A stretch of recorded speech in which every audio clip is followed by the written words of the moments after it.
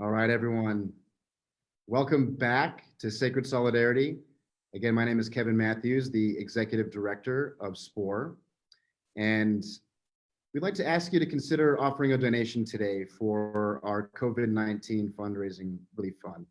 We're hoping that folks are going to be generous with your time today. And if you have $5, $10, or $15, or really anything you can contribute to provide relief to those in need at this time, that would be so wonderful.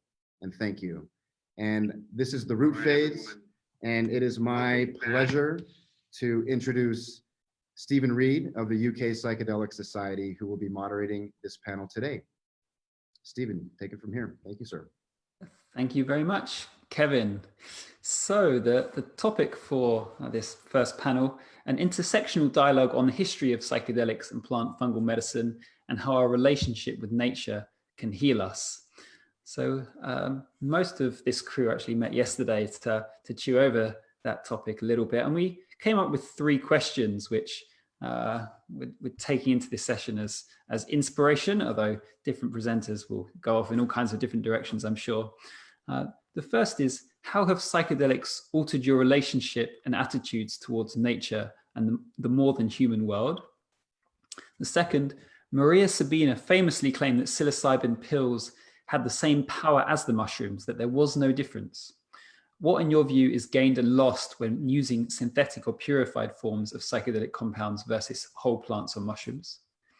And finally, was Albert Hofmann correct in suggesting that healing humanity's relationship with the natural world would require existential experience of a deeper self-encompassing reality, and that without this, efforts to protect the environment would be hopeless, superficial patchwork?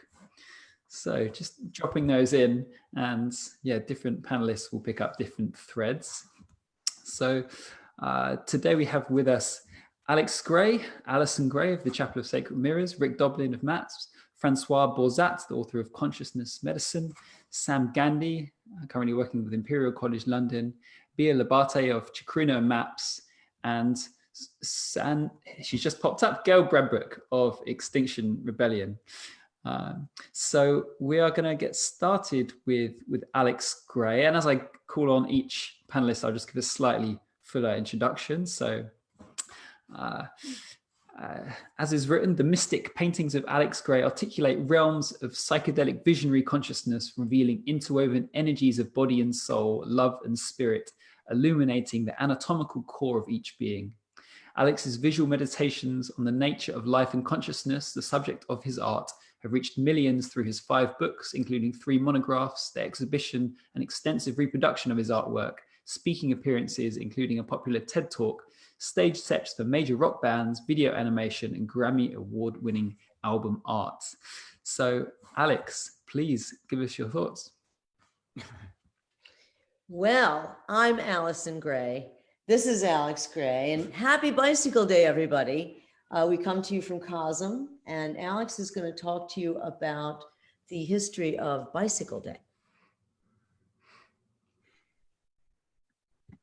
Please go ahead. I'll introduce Alison as you finish, Alex. Great. We are going to share with you the story of Bicycle Day. That was one of the things that I was asked to share with the group, which is a story that we've been telling for gatherings for about the last 10 years, mostly out in San Francisco. And so the we're having our own technical difficulties now. Well,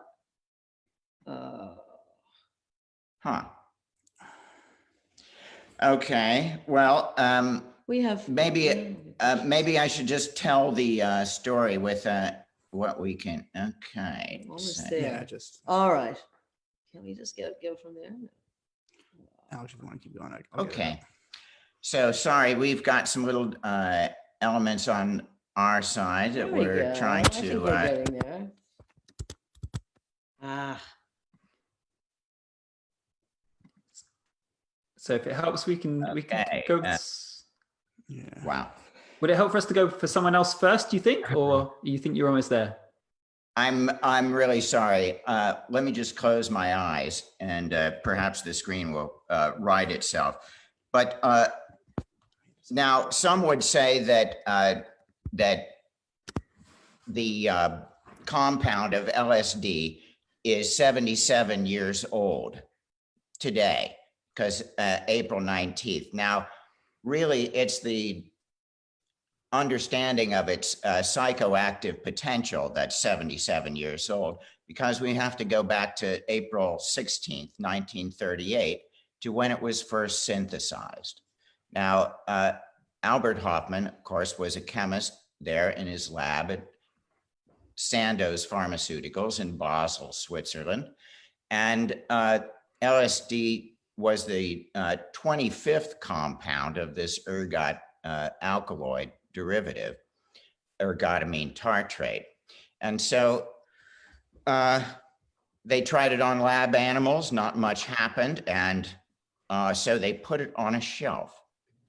Now, the reason that I put religious importance into LSD is because on April 16th, Albert said he heard the voice of LSD calling him. And he's also described it as a peculiar presentiment that initiated in him the cause to formulate back this LSD 25. And in the middle of the afternoon, as he was formulating this compound, he was beginning to feel dizzy, and he had to take off work in the middle of the afternoon. He had a flood, a phantasmagoria of effects go off in his mind. It was a Friday afternoon, and he was thinking like, wow, you know, because it only lasted for a few hours. He said, you know, it must have something to do with that stuff I newly mixed up. I'm going to have to do a self-experiment when I get back to the lab on Monday, which was April 19th.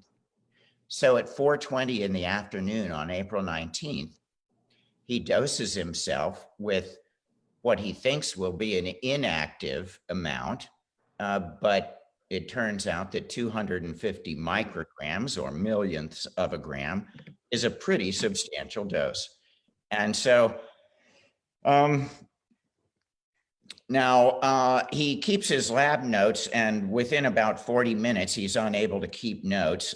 His last entry is urged to laugh. And then he's within an hour, he thinks he's poisoned. And he really doesn't want to die in the lab. So he knows he wants to get home, but the only way to get home is on a bicycle. So he and his lab assistant, who I believe is Susie Ramstein, a young lab assistant, follows him home through the town of Basel, tripping his brains out. And so he finally gets back to his apartment, and a doctor is summoned, the family doctor. There's a neighbor from nearby, next door, the nice lady from next door. She brings some milk over because he thinks he's poisoned himself, and it's like a universal antidote. And so, you know, now he thinks he's dying. He thinks she's a witch. And you know, this doctor comes over and says, well, Albert, you know, your pupils are a little dilated, but it doesn't look like you're dying. And he's able to relax a little bit more and kind of enjoy the show. And he starts to really get what an important and soul opening kind of medicine and magic that he has discovered.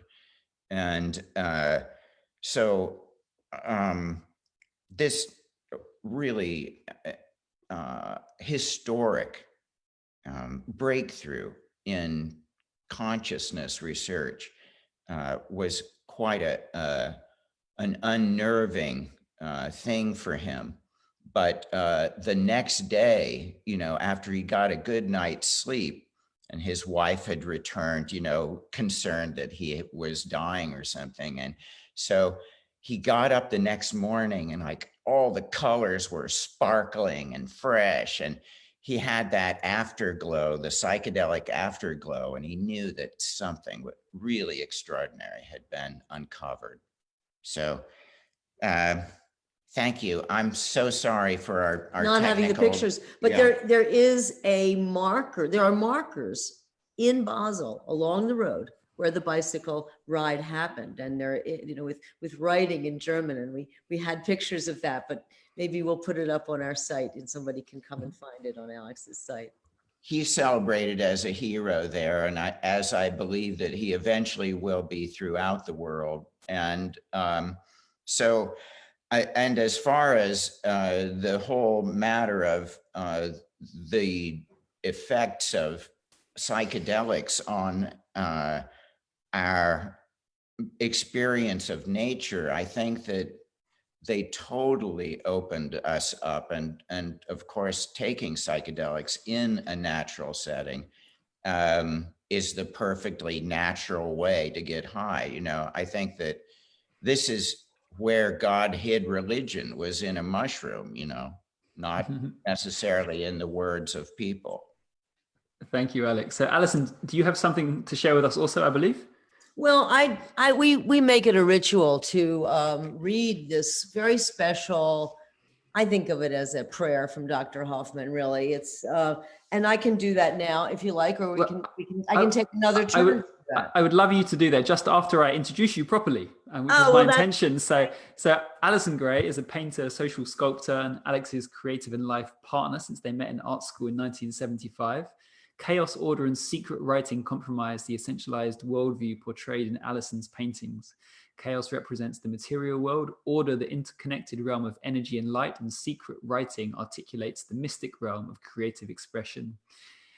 Alison has long been an art educator, event organizer, and amused artists worldwide. So please, Alison, go ahead. That is so. And Chaos, Order, and Secret Writing, and all my work has always been inspired by my psychedelic experience, particularly my LSD experience, I can say that. But here is Dr. Hoffman's words.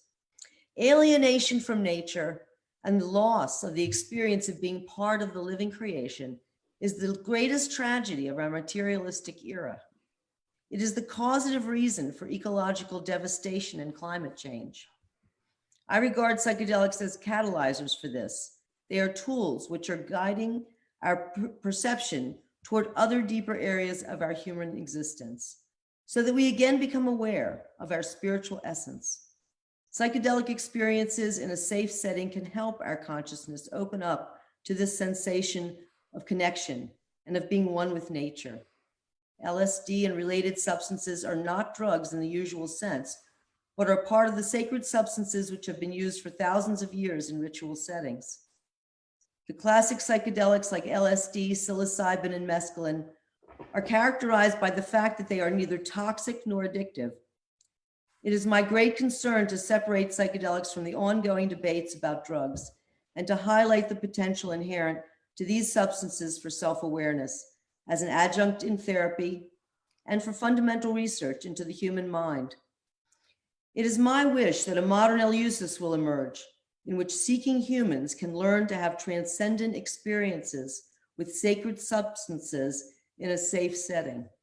I'm convinced that these soul-opening, mind-revealing substances will find their appropriate place in our society and in our culture.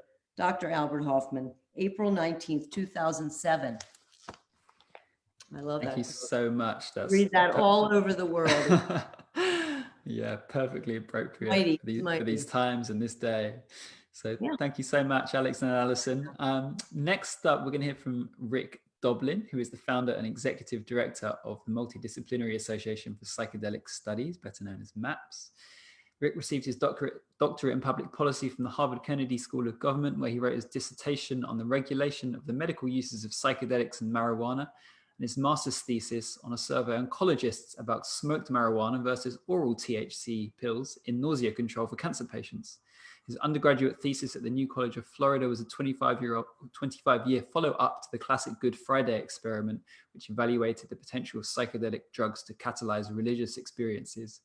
He also conducted a 34-year follow-up study to Timothy Leary's Concord prison experiment. Rick studied with Dr. Stanislav Grof and was among the first to be certified as a holotropic breathwork practitioner. His professional goal is to help develop legal context for the beneficial use of psychedelics and marijuana, primarily as prescription medicines, but also for personal growth for otherwise healthy people, and eventually to become a legal licensed psychedelic therapist. He founded MAPS in 1986 and currently resides in Boston with his wife, dog, and empty rooms from 3 children, one of whom is in college and 2 have graduated. Well, congratulations. Please, Rick, do give us your thoughts.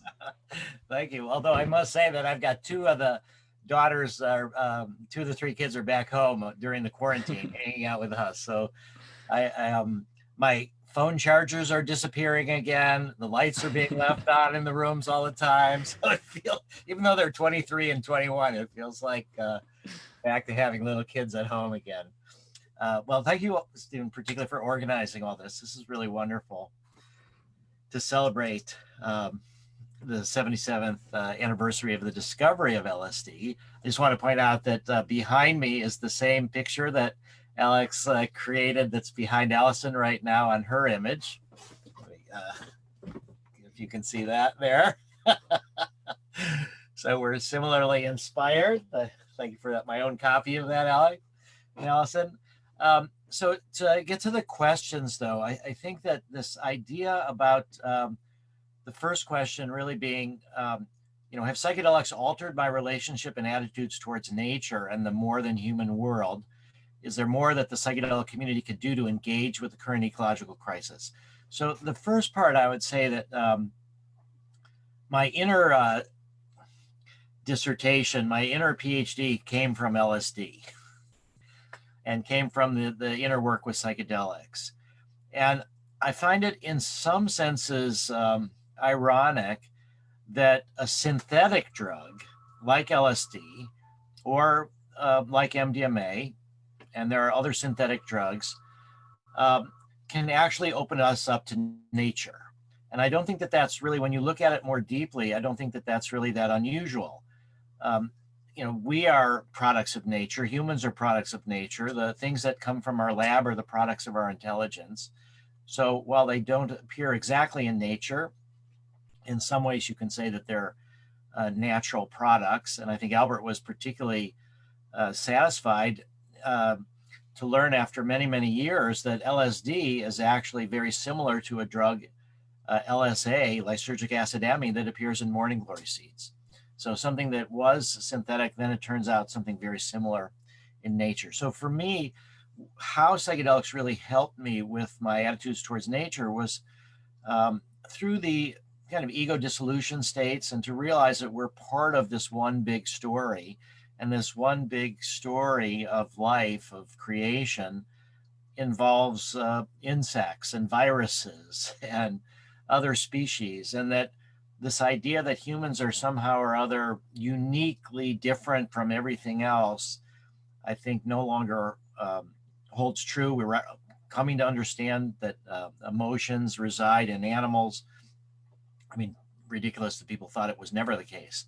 But so we've dehumanized a lot of the natural world and tried to make humans on a pedestal. And I think that the psychedelics have really taken me off that kind of a pedestal, taken the ego off that pedestal, and helped us to realize that we are all part of nature.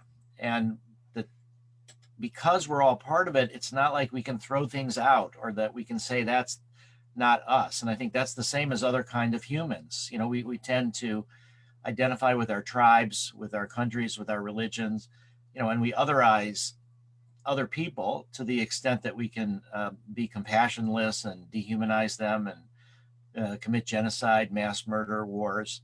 We dehumanize others, and we've done the same. We've sort of desacralized nature. And so I think psychedelics can rejuvenate that perception of how we're all in it together.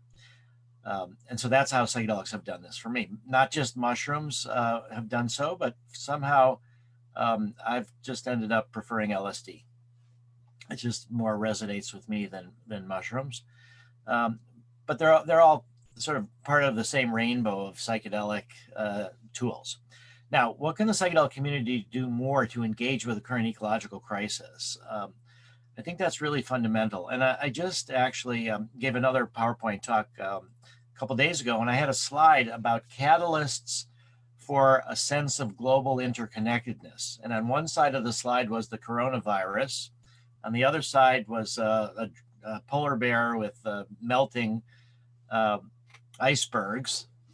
And so those have kind of given us the sense, the virus has given us the sense of how globally interconnected we are, as has this idea of global warming. But in the center, I put the LSD molecule, so that if we can use these tools to understand our connections to nature, we won't have to have it brought to us through these kind of disasters or these challenges. We'll be able to respond better to the challenges. So I think the psychedelic community, in order to engage with the ecological crisis, we need to take our inspirations and bring it into the world. We need to work on social change and social justice. And one of those issues is the ecological crisis, one of the most important ones. So I think just we have to do the opposite. I think in the 60s, there was some concern that the CIA had that if one of the main distributors of LSD was renegade CIA guy, and it was hard to say if he was doing this as part of the CIA or part of his own way to make money. But there was the thought that if you can get all these people doing psychedelics and having them turn inward, that then they won't participate in the social justice struggles of the day. Their focus will be inward. They'll be like meditating on top of a mountain and sort of say, it's my personal salvation. I'm going to get enlightened. I think there's a whole strain of Buddhism that's extraordinarily narrow-minded and selfish. This idea that you get off the wheel of life, you get enlightened, you get off the wheel of life, and you're done. But what about everybody else? So I really think that the psychedelic inspirations, we need to act them out in the world. Now, as far as Maria Sabina saying that the psilocybin pills had the same power as the mushrooms, I think we'll hear more about that from Francoise, but I'll say that I think that in this psychedelic community, there's a little bit of this naive kind of emotional, irrational, if it's from nature, it's good, and if it's from the lab, it's bad. And these cultures that have developed, these indigenous cultures that have developed these religious rituals with these things, that they're the one right, pure way to do things, and that's sort of cultural appropriation to change it. So I'm from the Reform Judaism tradition, and in that tradition, it's our obligation to take the traditions of the past and reinterpret them for today. That we can't just pass it along. So I think this idea of synthetics or natural, my guess is that like, for example, cannabis, I think does have this entourage effect. And I much prefer smoking the flower than smoking THC by itself or CBD. I will leave to others. I don't really see the point of it because I'm not in pain. I don't need it. But I think that with mushrooms, my guess is that chances are that a mushroom extract will act very similarly to psilocybin. So I don't know what's gained or lost, but I do think that the cultural aspect, we must bring that up to what means in our own cultural context. We can't just incorporate it. And a lot of the ayahuasca churches are actually homophobic, patriarchal, hierarchical. They're merged with the Catholic Church. They're not like this state of nature, beautiful thing. And so I think what's gained and lost is, we'll see. But I really think that chances are we'll find out with psilocybin. Probably psilocybin is very similar to a mushroom extract. And then Albert's suggestion that healing humanity's relationship with the natural world would require, quote, existential experience of a deeper self-encompassing reality. And without this, efforts to protect the environment would be hopeless, superficial patchwork. Was Albert right? Well, let me just explain that so far, nothing else has worked. We're not there protecting the environment. We're in the stage, I think, with Trump and others of what one hopes is the final stage of denial and suppression of reality. It's the creation of a completely fake, talking about fake news. It's propaganda, it's denial, it's short-sighted, it's a destruction of environmental regulation. So far at least, people change when there's a crisis at the last minute.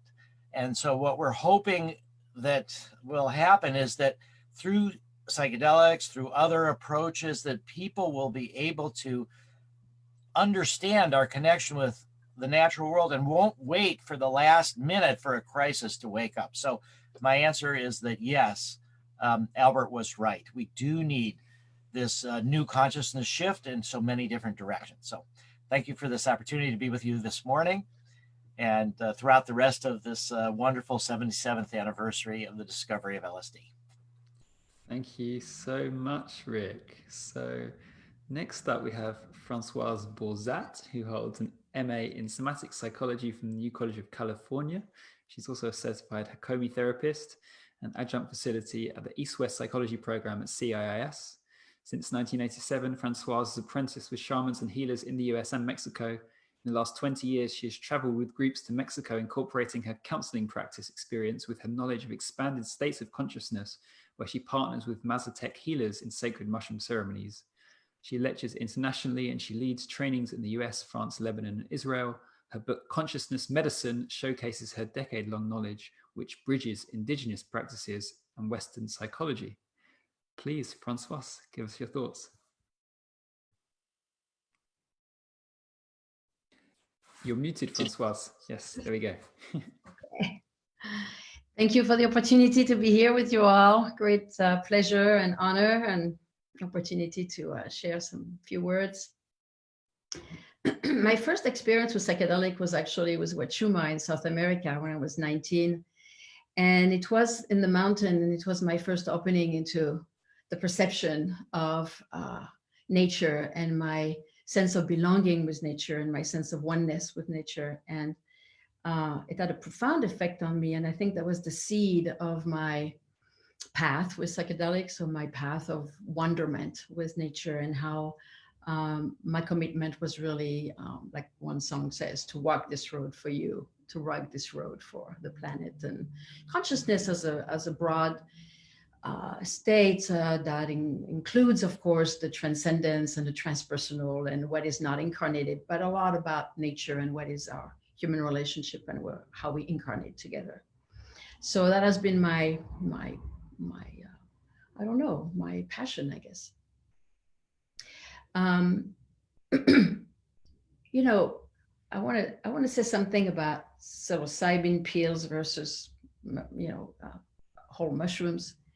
I believe that I'm going to say that with a lot of respect for all the researchers and everybody that goes into providing psilocybin cures and for all the people involved in research.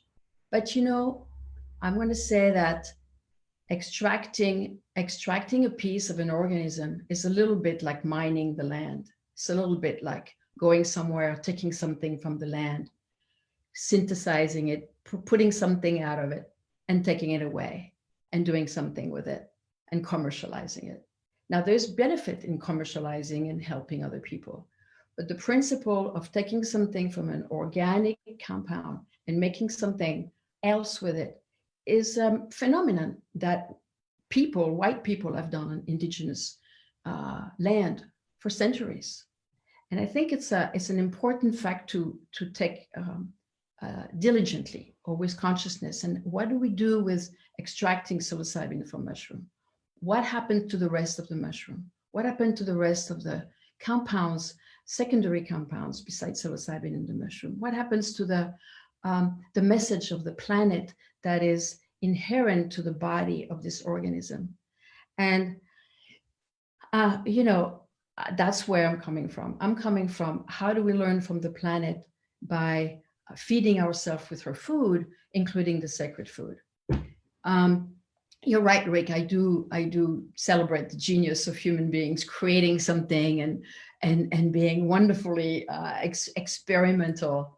I totally get that, right? but I just want to bring this aspect of what does it mean to create something out of an organism created by Mother Earth, right? So, and Maria Sabina said that. Now, I love the stories of Maria Sabina. I hear them every year. I go to Mexico. I go to her grave every year and I put my flowers. Every year I go to Maria Sabina's grave. She's precious to me. My teacher was a very close friend. We sat on the same chair in the same living room.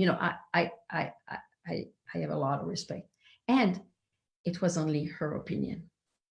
It was only her opinion. It's one opinion. It was certainly important for her to realize that some people could get high with a pill. That never happened. She didn't even speak Spanish. How could she even conceive of the idea of a pill getting some people into a state of consciousness that was very similar to mushroom? Of course, it's very similar to mushroom. But I think it's just respectfully, it's one opinion. And it doesn't mean that mushrooms or ayahuasca or iboga or the cacti have something very special, very, very holistic and very chemically unique to their very complex formulas, a very complex compound to teach us. So my love of LSD, and God, I love LSD, and I love, mescaline synthesized. I love all kinds of synthetic products, and I've had amazing journeys with them. And I just think that they're different. They're different in their structure. They're different in their selfhood. They have a very unique identity, and we can celebrate their uniqueness, but not lump them or not compare them as if something is like, Maria Sabina said that. So now we have to legitimize the way we are going to synthesize things out of nature. I think it's I'd like to put a word of caution to our legitimization of the science to pillage the earth. Now, healing humanity's relationship with the natural world. I do believe, like you said, Rick, and I do believe, like Albert wrote, like you read, Allison, that when we take psychedelics, whatever they are, we are remembering who we are. We are remembering. It's a process of dismemberment and rememberment. And the remembering process is remembering where we come from. We come from these bacteria and molecules. We come from this chemical mechanisms of creation. We come from, of the earth. We belong there. We remember who we are. We remember who we are on a very, very wide spiritual level, that what you illustrate, Alex, so beautifully, with this transcendence and this eyes of consciousness that transcend the incarnate. But we also really remember our flesh and bones and who we are as a human family. And I think that the ecological and social issues are very connected. And I believe that when we take psychedelics, we are really opening ourselves to the unity that we can feel as a human family, and as an element of nature, not just a relationship with nature, but really an element of nature. And I do believe that is right. If we just patch here, patch there, we won't really change very much. But if we, like what Rick is doing and all the people are doing, what I'm trying to do, everybody here is doing, is broadcasting a message of the validity of those experiences with psychedelics, so we can really return to our birthrights, to explore other states of consciousness that, is our birthright. We are born to have access to other expansion of consciousness beside this reality. And so psychedelics provide that, and we have the right to experience that. And through those experiences, we can access this strong commitment to walking this road for the humanity and walking this road for the planet. So I believe in the destigmatization of psychedelics. I believe in the research in psychedelics. I believe in the respect with ancient traditions with psychedelics. I believe in reciprocity and giving back to those people in South America, in Africa, and in Mexico, Central America, who have given us, in a sense, this opportunity to be here together, really, and to really not leave them behind. That's for another panel of reciprocity. I don't want to give too much of my 2 cents on that. But I do believe that this is important to be grateful and to link this this day today to what has happened before, and all the elements and all the links of the chains that are bringing us here today. And so we're part of a lineage, we're part of an ancient lineage, thousands of years, and the most recent players being, you know, Albert and Maria Sabina and my teacher Julieta and all the curanderos of South America and like that. So just feeling this humanity tracing through this family of psychedelic knowledge and science. So thank you so much. Thank you very much, Françoise. So next up we have Sam Gandhi. Sam has a PhD in ecological science from the University of Aberdeen and an MRes in entomology from Imperial College London. He's a writer, speaker, amateur mycologist, and has a lifelong love of nature and wildlife. He's been fortunate enough to conduct field research in various parts of the world, including UK, Almeria, Texas, the Peruvian Amazon, Vietnam, and Ethiopia. He also has experience in working in the psychedelic field as a past scientific assistant to the director of the Beckley Foundation, and currently as a collaborator with the Centre for Psychedelic Research at Imperial College London. His research is focused on the capacity of psychedelics to reconnect our increasingly disconnected species to nature for the potential betterment of humanity and the biosphere at large. Sounds like relevant expertise. So please, Sam, give us your thoughts. Thank you. Yeah, greetings to the mycelial interwebs. It's very good to be here. So, yeah, to kick things off with Alison's beautiful quoting of Albert before, to kick things off. That was, Albert said that when he was 101. That was a year before his death. And he was looking back at his long, productive and interesting life, and he came to feel that the most fundamental and important capacity of psychedelics was to reconnect our nature alienated species back to the natural world, that was their core, most fundamental, important property. And that's a view I personally share. And one of the interesting things in terms of what Albert said, in particular about the need for the existential experience of a deeper self-encompassing reality. So looking at sort of into the research, we know that one's connection to nature, their nature connectedness, their nature relatedness. So this specifically describes people's or one's self-identification with nature, your felt experiential sense of oneness with the natural world. And this is a strong predictor of pro-environmental behavior, if not the single strongest psychological predictor. And this is something we know from sort of pretty cutting edge research involving psychedelics, that they can increase measures of nature connectedness, nature relatedness. And this is important and interesting. So this is quite a sort of new area of research, but it's not that easy to shift people's environmental views. They tend to be deep set from childhood as well. Like personality, after a certain age, it becomes quite fixed. And yet we know that psychedelics have the power to even catalyze changes in personality. They can increase trait openness, which among other things is strongly associated with nature connection and pro-environmental behavior.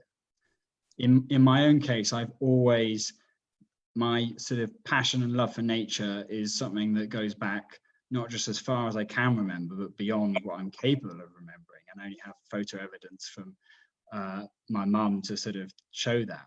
And that sort of, that passion and that love has always sort of burnt fiercely in me. And so when I sort of, discovered psychedelics later in my life, I don't think they, in much sense, changed that. I think I was very much already dancing to the beat of that drum. But what fascinates me about them, having spoken with many other people and having done this research, is that, well, given the deep sense of contentment, joy, life enriching intellectual stimulation that I get from nature. I feel really lucky and blessed. And the capacity of psychedelics to turn on and tune people in to nature who maybe aren't, through circumstance, through maybe being brought up not having access to nature.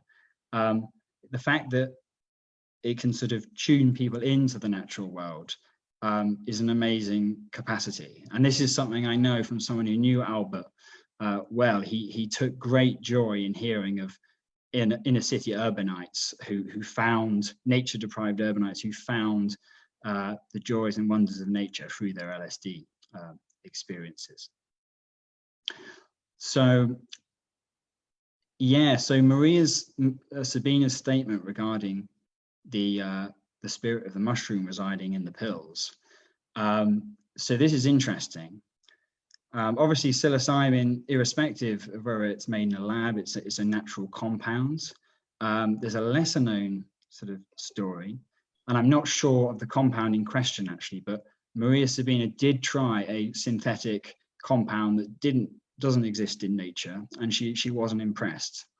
So the psilocybin was definitely sort of like fitting the bill. I know a few people and trusted friends, authorities who've been through some recent clinical psilocybin trials, and they've sampled the synthetic psilocybin, and from their accounts, it does not sound it is in any way lacking in mycological, mystical mojo in any sense. But what I think is sort of a thing to be aware of is the story and the context around these things. Like being given something that's been made in a lab, be it illegally or illegally for profit, is one story, as is by sourcing these things off the black market. But if you can go out into nature, having obviously knowing your stuff, forearmed with knowledge, and pick your own mushrooms from the wild, if you can take a spore print and from that print you can grow your own mushrooms, if you can sort of have that level of knowledge and connection to the fungal life cycle, and then you ingest that fungus, having put that time and care and love in, that's a very different story and context to being sort of given a synthetic substance made by someone you don't know. In terms of the synthetic and natural sort of, this binary categorization, I think sometimes gets a little bit silly. There's an interesting sort of case study here, I think, to kind of, to get thinking about in terms of how synthetic things can be benevolent. So right now, there's a very strongly growing ballooning interest in 5-methoxy-DMT, which is, being described as the Mount Everest of psychedelics, and for good reason. And this very powerful psychedelic occurs naturally in the defensive secretions of the Sonoran desert toad, Encilius alvarius. And this toad is now being pillaged from the wild by psychedelic enthusiasts. It's already got problems in terms of climate change, habitat destruction, fungal diseases, most of which we're already inflicting upon it. These toads have got problems as it is. So I say, let's leave them alone, and let's if people want to use this compound, use the synthetic. There's not really any evidence that there's anything really major else going on in the secretion in terms of an entourage effect. But here I think there's very much a case that the synthetic is a better option ethically, ecologically, environmentally than the organic version. And I think that's sort of, I'm going to leave it there. Thank you. Thank you very much, Sam. So next up, we have Bia Labate, who is a queer Brazilian anthropologist who immigrated to the US in 2017. She has a PhD in social anthropology from the State University of Campinas in Brazil. Her main areas of interest are the study of plant medicines, drug policy, shamanism, ritual, and religion. She is the executive director of the Chacruna Institute for Psychedelic Plant Medicines, an organization that provides public education about psychedelic plant medicines. She's adjunct facility at the East-West Psychology Program and Integral Transpersonal Program at the California Institute of Integral Studies, CIS, in San Francisco. She's also a public education and culture specialist at MAPS. There's more. She's co-founder of the Interdisciplinary Group for Psychoactive Studies, NEIP, in Brazil, and the editor of NEIP's website, as well as the editor of the Mexican blog, Drugs, Politics, and Culture. She is an author, co-author, and co-editor of 21 books, 2 special edition journals, and several peer-reviewed articles. So please, Bia, take it away. Hello, everybody. Thanks for inviting me. Hello to everybody that is in Brazil too, my friends, and so good to be here. I really enjoyed everybody's presentation. I'm not a native speaker. I wrote my thing, but I'll try not to read. So I want to say about the first question about Maria Sabina's claim that in 2008, I went to Basel to celebrate one of the anniversaries of Albert Hoffman, and I met Jonathan Ott there for the first time. It was a kind of debut in the scene. It was fantastic. And he gave a lecture there that I really enjoyed. And he said, you know, this story about Maria Sabina, imagine she's like this modest lady. She's humble, she's indigenous, older, and, you know, people like, it would be like somebody, a foreigner comes with a cake and give it for her to try and say, hi, do you like my cake? And she said, yeah, my son, good, good. Like, yeah, I appreciate that. Like, let's really like to use this one single alleged claim that she blasted or said it's the same forever. And this, we solved all our problems. Then there we nailed all the, you know, philosophical, ontological, existential issues of the whole plant synthetics. No. So I am with Jonathan on that one and with Francoise as well. And I just want to make a disclaimer because I feel it's intellectually honest to share that I am not a LSD person. I'm not a MDMA person. I am a plant person.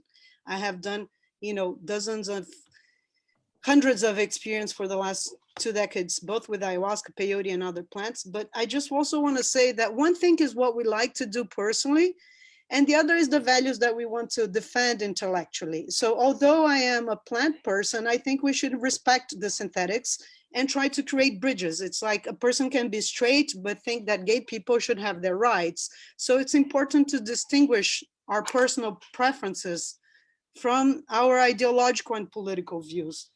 And what is at stake here is what do we want to, what are the political claims that are important for us to make in this distinction? So I think we have to build these bridges between the world of traditional ceremonial, ritual, shamanic use and the world of psychedelic science and psychedelic assisted therapy. That's kind of the main mission of our nonprofit, the Chacruna Institute for Psychedelic Plant Medicines. That's also what I try to bring to my work in MAPS. How can we create these dialogues? And I think this dialogue has to start by us stopping to claim that science is true, objective, and universal, and indigenous knowledge is inferior, subjective, constructed, and symbolic. So we have to invert this power hierarchies to start off with and give the same ontological value to indigenous traditions that we give to our science, because as the feminists have shown, our godmothers, the scholar feminists, power is situated, knowledge is situated. It's a privileged position of speaking, and we have to analyze that. So coming back to this purified LSD and plants, I'm going to try something new here. Maybe I'm going to irritate the nerdy psychedelic, psychonauts, but this is my attempt. LSD is not indigenous. Okay, we all know that. Although its creation was inspired by the observation of the active substance ergotamine from ergot, a fungus found in tainted rye that had been used as folk medicine for generations. Okay, I had this conversation with Rick before. He says MDMA has nothing to do with indigenous people. Yes, MDMA was invented in Germany in 1912 to control bleeding. MDMA is a mescaline-like compound, which means that the mescaline's molecular structure is present in MDMA. And mescaline's molecular structure was identified by studying peyote, the main sacrament of Native Americans. All right, maybe we're doing a stretch, but okay, bear with me, people.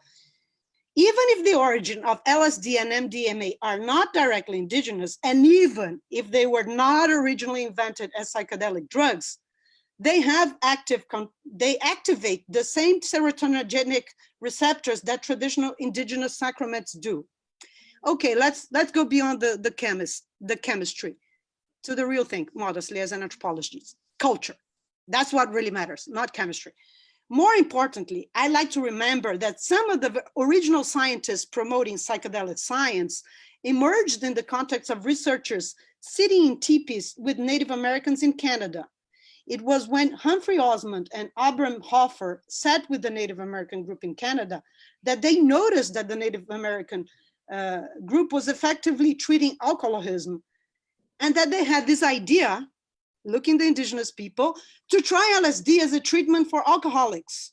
The very origin of the term psychedelics has a legacy of this scientist's experience with Native Americans. So I wanted to show this photo of Humphrey Osmond sitting on the teepee, but I'm gonna avoid the technological problems if we have time later. So my modest question is, wouldn't it be good if we could rescue a little bit more of the spiritual, ceremonial, and traditional dimensions of the idea of psychedelics?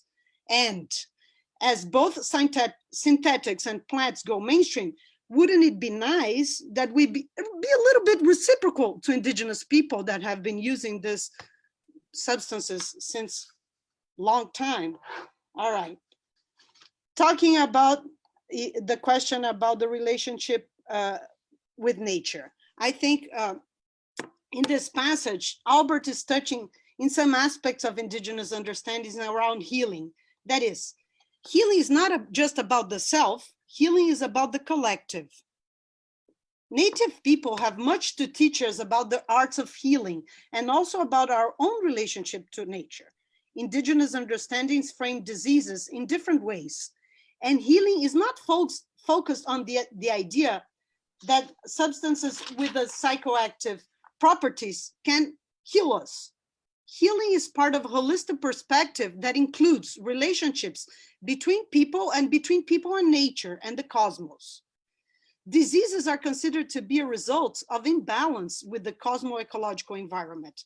So this idea that, there's a specific treatment that is applied to a specific disease is very prevalent in Western biomedicine. However, from the perspective of other ethnomedical systems, which are equally legitimate, healing is a more holistic enterprise. So we can't just reproduce, appropriate, or imitate a set of techniques that comes from indigenous people. We should be able to decolonize healing and also to reconcile our relationship to native people. If our clinical approaches truly dialogue and collaborate with native practices, revolutionary creative possibilities might arise. And then coming to the idea of the relationship with nature. Yes, totally, of course, naturally. Personally, I can attest, but I'm gonna jump on my anthropologist hat where I feel more comfortable to talk about psychedelics, weirdly. Not my personal things, because they are too intimate and I feel embarrassed to share. According to Amerindian thought, plants are also humans. Coming from the world of ayahuasca, there is this idea of plant teacher. What is the plant teacher? Is the idea that the plant is in fact has agency, intentionality, subjectivity, and if you follow rules and you obey and you get engaged with this idiosyncratic personality, you can learn, you can grow, but it can also punish you. According to Amazonian cosmologists, humans, animals, and plants are all people, and there is some kind of equivalence between humans and non-humans. We all share the biosphere and participate in a wider community of living beings.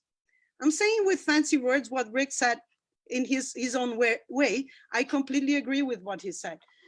So, talking about disease, anthropologists and indigenous healers have been writing about the current coronavirus might be the result of our transgressions with nature. So yes, traditional indigenous wisdom can teach us to revisit Western dichotomies such as nature and culture, mind and body, animate and inanimate, and so forth. Only with the understanding that nature is not alien to us, again, all my colleagues said this, and that we all share a common humanity. We are not predominant, and we are not the only ones that are human. There's humanity and culture to everything in this. We can start envisioning ways out of the current ecological crisis. So yesterday I was interviewing Troy Pua. He is Comanche, and anthropologists cheat. We all do that.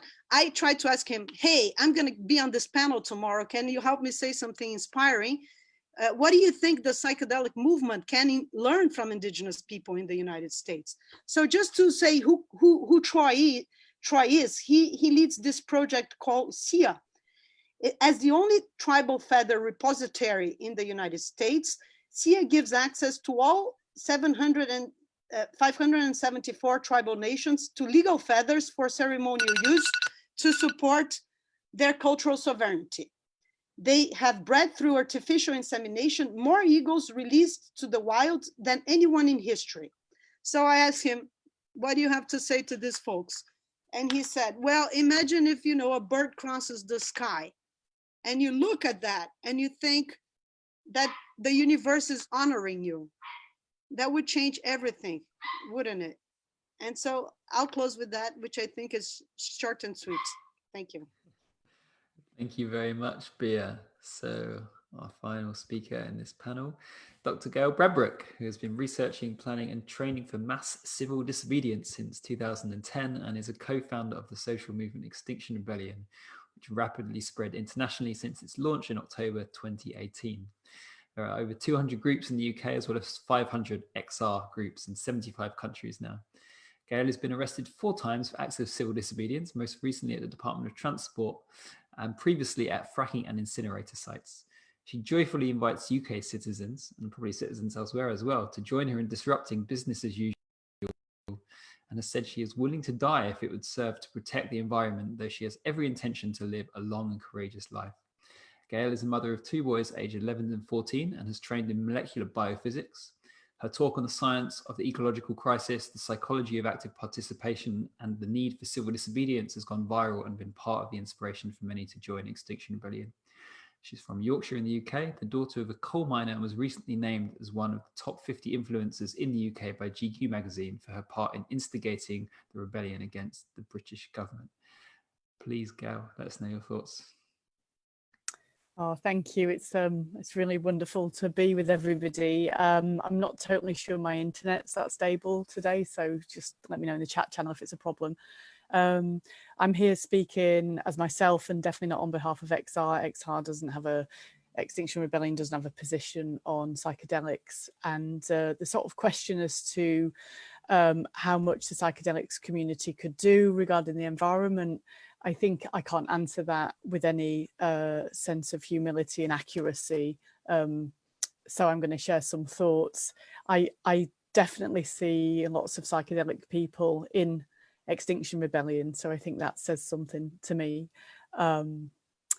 Yeah, so there isn't any time left in terms of the climate and ecological crisis. It's here, and it's been here for a while, and it's getting worse. And Sir David King, who was the former chief scientist of the UK, was in agreement when I said to him, we surely haven't got a carbon budget when the ice is melting, the forests are burning, and the permafrost is also melting. And he agreed. We're already too warm, so we're heading for more crises, and COVID is very likely a result of how we've been treating animals and biodiversity loss. And so there's lots of crises that are coming because of how we live in the world.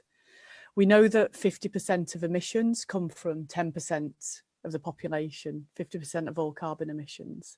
And so I guess if anybody's thinking that psychedelics is helping their nature connection, I maybe ask you to reflect on what your carbon footprint's like and how that speaks to that. And I really don't mean that in a shaming way, but there's some place where we can't do this as individuals, but there are, 10% of us doing most of the damage. So let's all reflect on that, and what a gift from COVID in a way, despite everything that it's doing that's awful, to have this experience to to connect in different ways rather than face to face and flying around the world and so on. Clearly, the psychedelics have the power to heal and connect, and I think the world that we live in is one of a wounded world, a patriarchal world in which we are in a story of domination and powerlessness, and that we're in scarcity and that we're in separation. And I think that goes way beyond anything to do with so-called nature. I agreed with the way I think Rick and both Sam were talking about that. There isn't this nature and then us. We are nature. Nature kind of gets things wrong sometimes and then clears the bits out that aren't working. So we're either going to clear ourselves out or we're going to move forwards.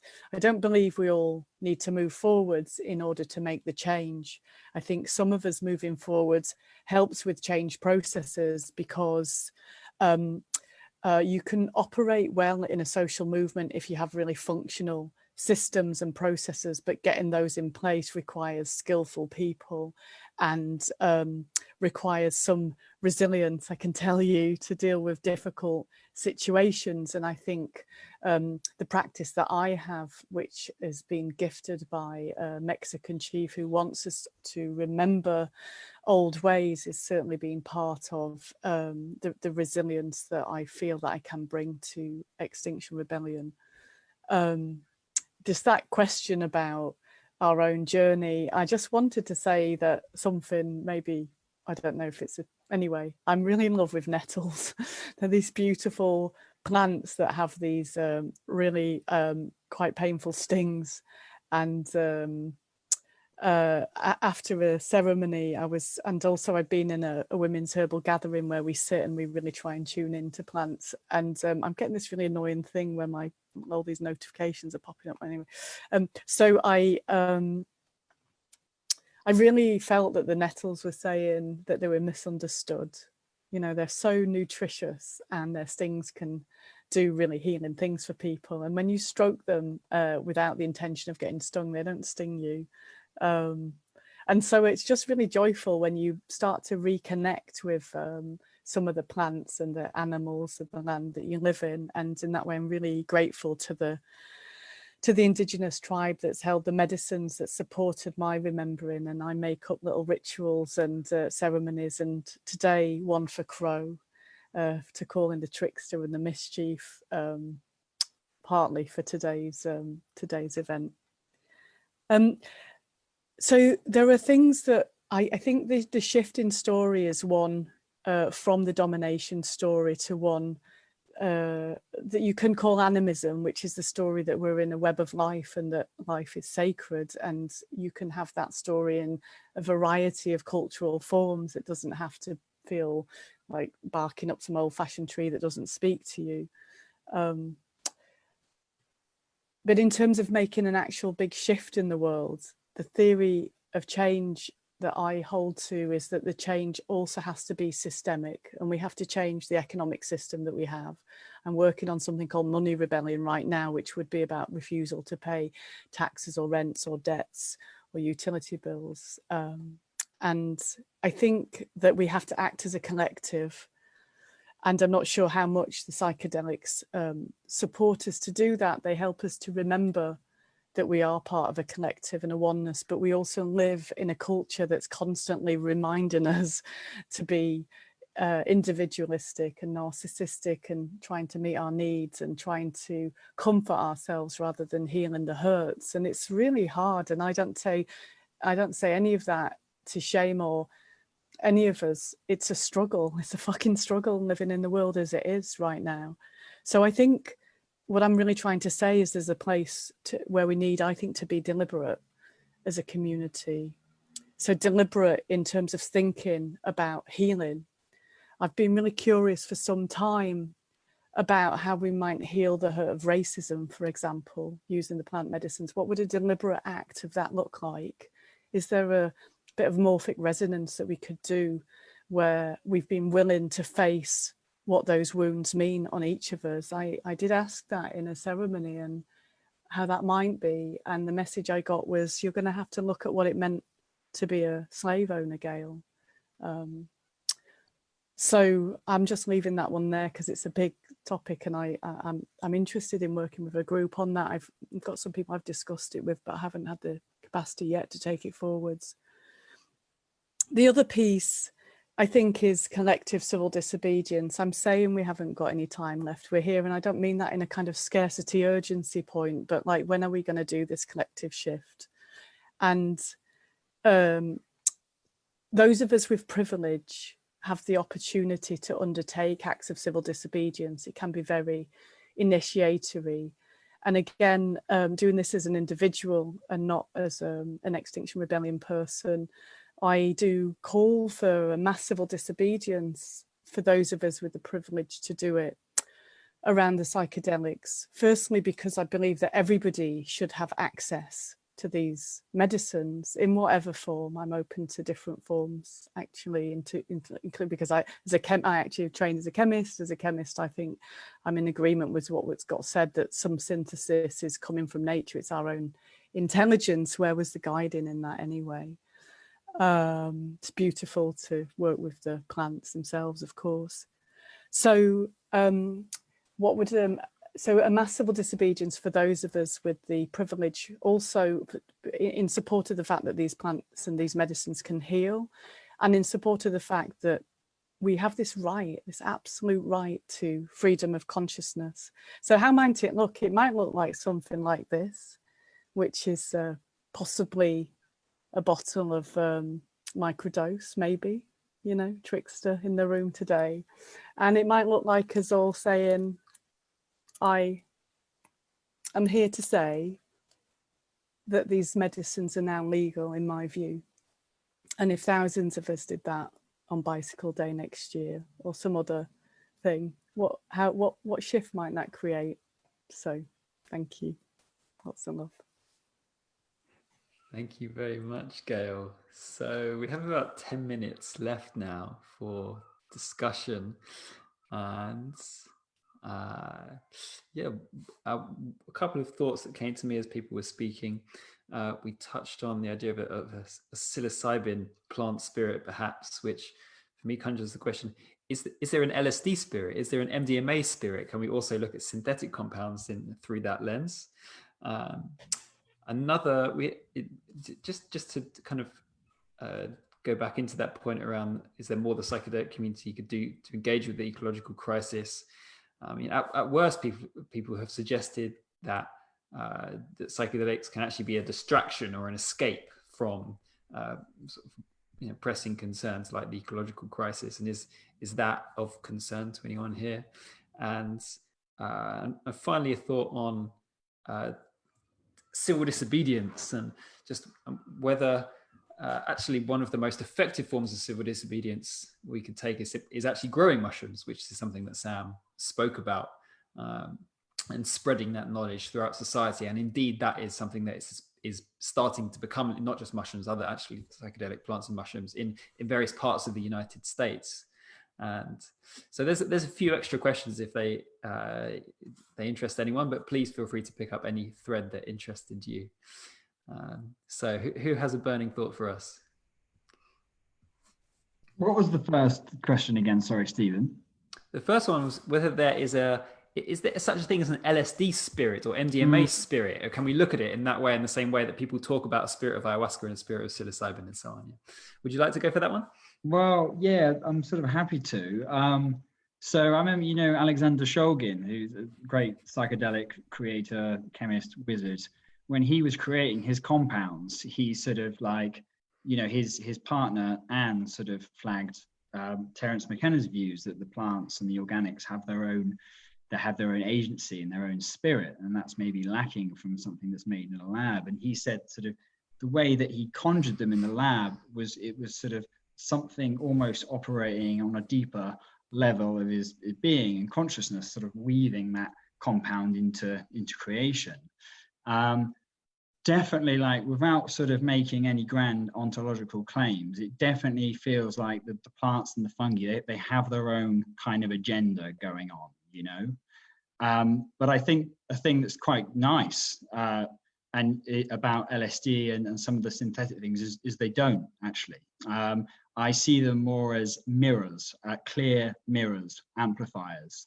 and sometimes that's a good thing, and because the other things, the other sort of organic things, they kind of have their sort of own agenda at play. Yeah, I think I'll sort of leave that there. There was another one of you, I think the last question was interesting as well. But The it's psychedelic civil disobedience as kind of proposed by Gail, and just what form that might take, or might oh most right, usefully no, take. so no, I'm going to leave that. I'll leave that to. Anyone else with any thoughts on that? I would like to say something. Oh, sure, Would it please. be okay if I said something? Absolutely. Oh, good. I just was thinking that, I don't agree with Dr. Hoffman when he says, or he anticipates that the patchwork of research and discovery about ecology is going to be hopeless, because I don't see that happening at all. I see a great spectrum of research in ecology that, really, I think, blossomed around the Back to the Land movement of the late 60s, and really, climaxed in some ways with the 500,000 people taking LSD together at Woodstock. And, that kind of energy out into the world, and then the branching from that all those 500,000 people sharing it with all of their networks, I think has really grown the spore of research and development into so many areas of ecology since then. I wanted to just say that when I was growing up in the 50s, I heard about Rachel Carlson and, the Silent Spring and the DDT. And, that was the first thing I ever heard about ecology. And then, later with the Back to the Land movement, it became like everybody wanted to study ecology. I don't remember even having a subject in college where they offered ecology of any sort, or women's studies, or Black studies, or Native Indigenous studies, nothing like that. So all of that has blossomed, I feel, out of the 500,000 people and many, many more who did LSD and shared it with their networks and have been becoming more conscious. And yes, I agree, it is certainly not happening fast enough, and it is not, but it's all the interactivity between the scientists and the networking, and the sharing, and the not being stingy with your sharing about the research and the patents and the allowing of testing. And I think that comes from the generosity of people who know that the experience of LSD for me and many of the other substances in a spectrum, in a rainbow, in a patchwork of experiences that I've had for over 50 years has made me a better person. And I think we all can say that. And so that's what I think is going to, save the planet if we can, or to whatever degree that we can. So, yeah, thank you. And I think that the supplementing of all of the science with the sense of the sacred that Hoffman showed us, and all of the indigenous populations and even the great civilizations. The founding of both Eastern and Western civilization was on psychedelics as well. Now we know. And so it's really the old time religion. And I feel like it's back. And if we can harness not only the higher consciousness, but the higher conscience that all have been demonstrating in their life's work, we can save what we can of the gift of nature. And feeling that sacredness of the nature web, I think, is a really important motivating or intentional drive for many of us. I mean, it certainly was a part in our getting a patch of nature to take care of, and to have bees, and to learn permaculture and all the rest of these things. It's very, very foundational in our desire to get back into nature ourselves. I think Thank there's you a very much. I'm sorry, Sam, but we've more or less run out of time. I know it went so fast, didn't it? But thank you all so much for your contributions. I'm actually going to invite Kevin back onto the screen to just see the session out. But yeah, once again, thank you so much. Yeah. Hey, Stephen, thank you. And all of our amazing panelists, thank you so much. I know I'm showing up right now with just our giant Spore logo, so we'll just have to work with that right now. But I really wanted to thank all of you for participating today and for sharing your deep, deep, deep wisdom. It was an incredible conversation.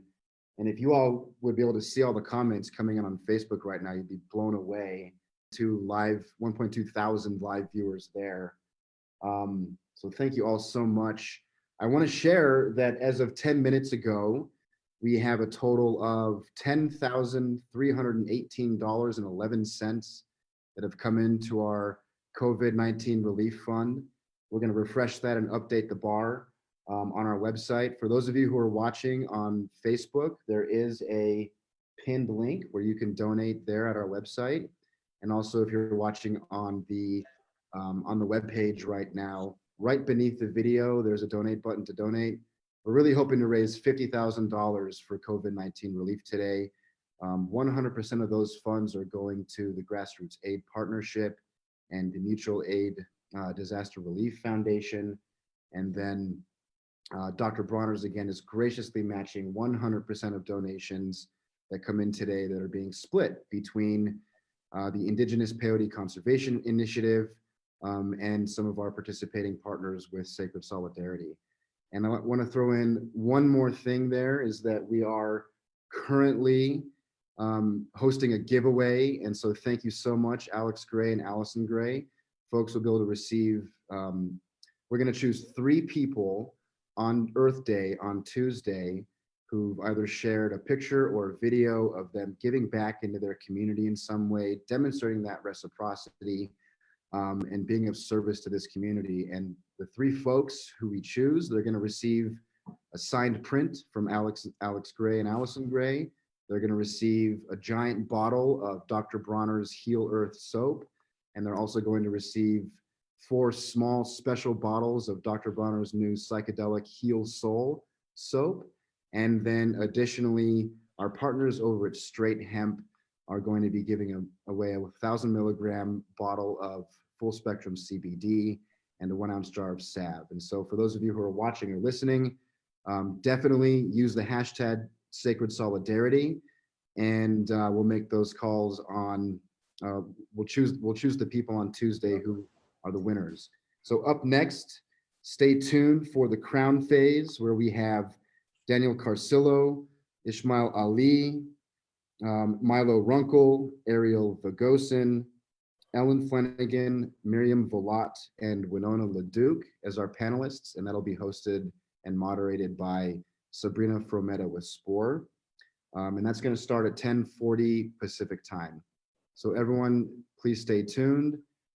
Stephen, thank you so much for doing an amazing job moderating today. To all of our panelists, tremendous gratitude, and thank you all so much for joining us in this conversation today.